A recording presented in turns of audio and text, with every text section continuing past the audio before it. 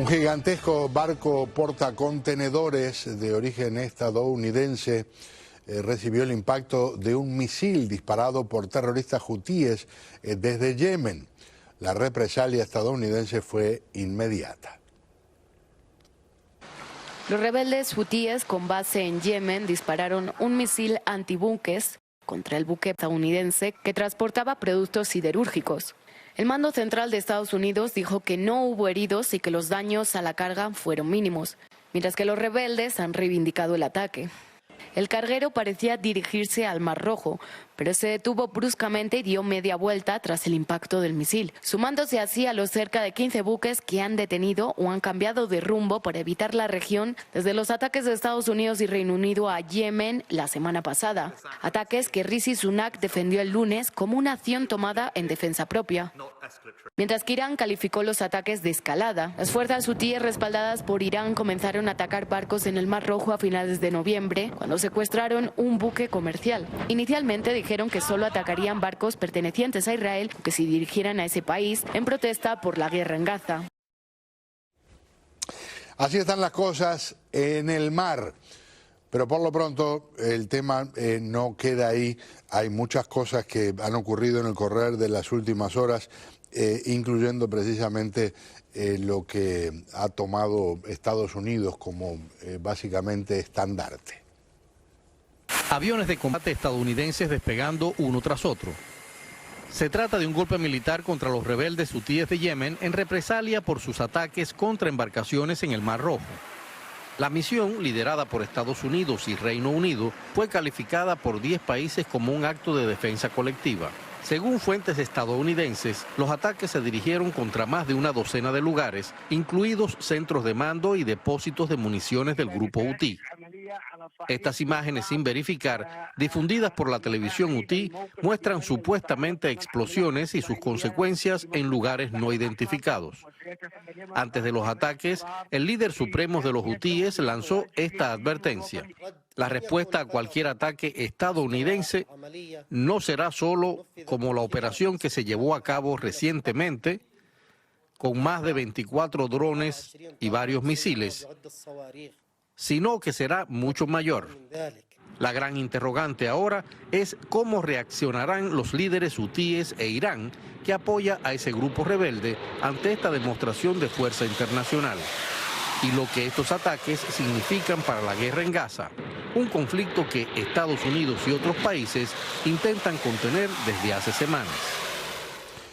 Y en este caso una muy triste, Israel lo llama sucia guerra psicológica. Los terroristas de Hamás presentaron a una rehén hablando de lo que dicen es la muerte de otros 2 rehenes.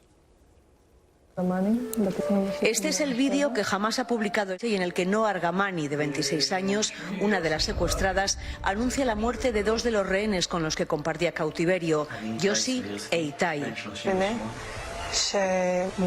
El edificio en el que estábamos ha sido atacado por soldados israelíes. Ellos murieron, dice Noa, y yo tengo heridas en la cabeza.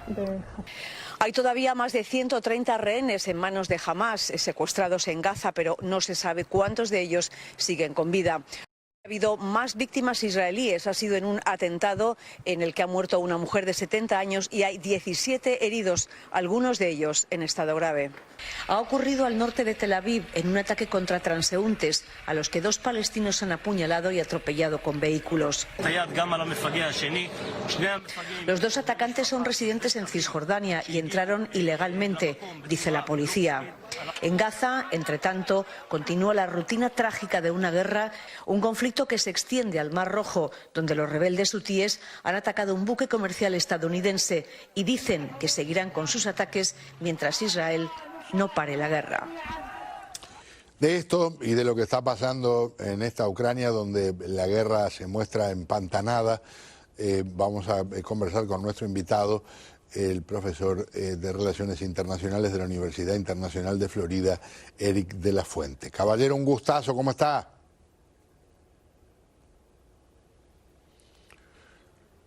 Tenemos un problemita con el audio. Volvemos en un instante para tratar de reorganizar las cosas. Hola. Bueno, Hola. ahí está, se escucha la voz de Eric, así que... aquí estamos, ahora perfecto.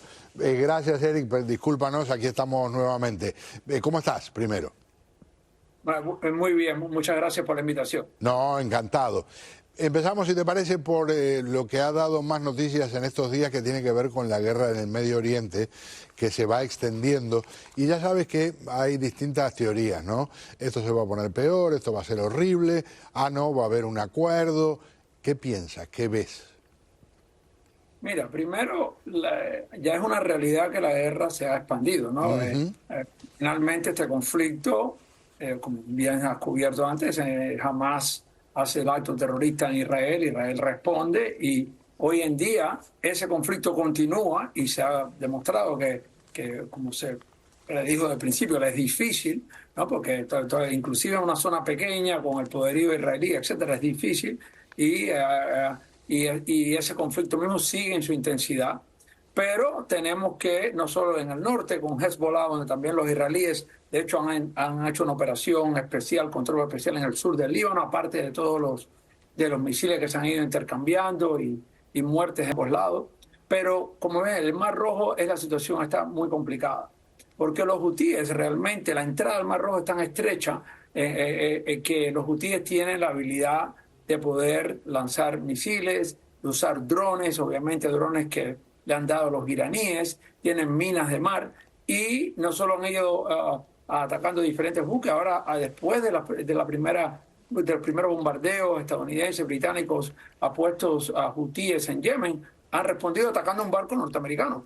Y eso implica mucho porque no solo es que la guerra se expande, pero también que tiene implicaciones mucho más allá del Medio Oriente, ya que 12% del comercio global pasa por ese estrecho y por el Mar Rojo para el Canal de Suez, y muchos de esos barcos, las empresas más grandes marítimas, están teniendo que ir alrededor de África, y eso tiene una implicación tremenda, no solo geopolíticamente, pero para cualquier consumidor del mundo, ¿no? Realmente inflación, gastos más de combustible, de seguro, y eso inflará los precios y también a la misma vez la demora los tiempos.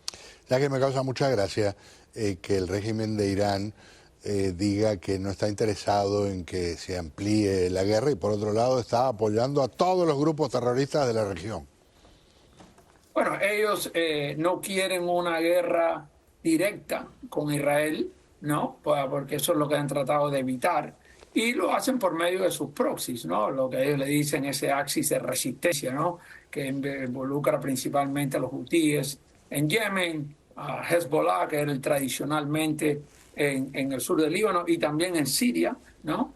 Y ahora con Hamás. Interesante que siempre eran grupos chiitas, los hutíes son chiitas, Hamás no lo es. Entonces yo creo que esta movida con Hamás fue un poco para romper ese pacto que iba a haber entre Arabia Saudita, Israel, etcétera.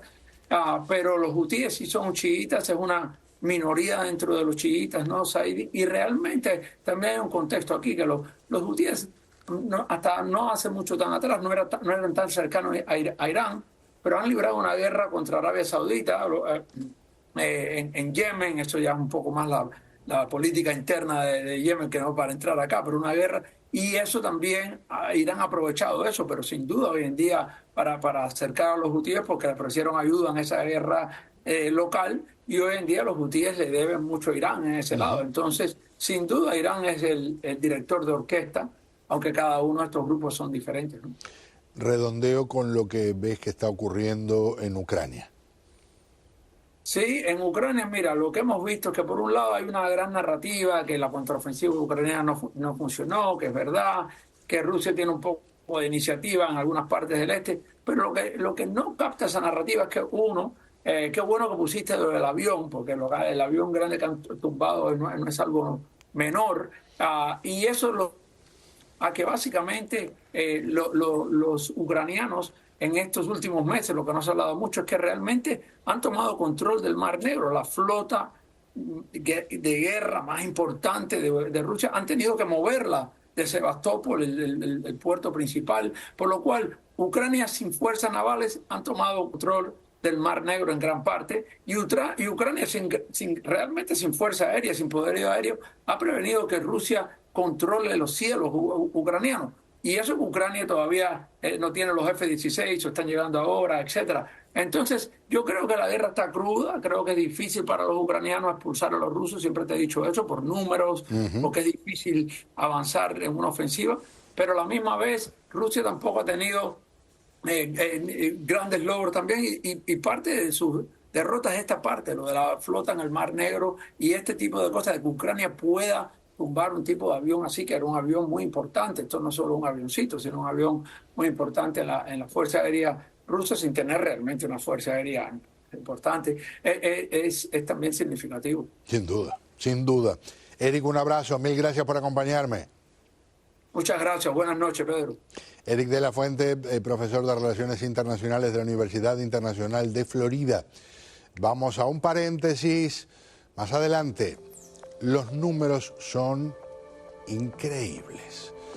Lo que está disminuyendo por un lado, la cantidad de dinero que se envía a Cuba, lo que está aumentando de una forma, bueno, de otro mundo, es el número de cubanos. Ya estamos cerca de 5 Mariel sumados, para que tengan una idea.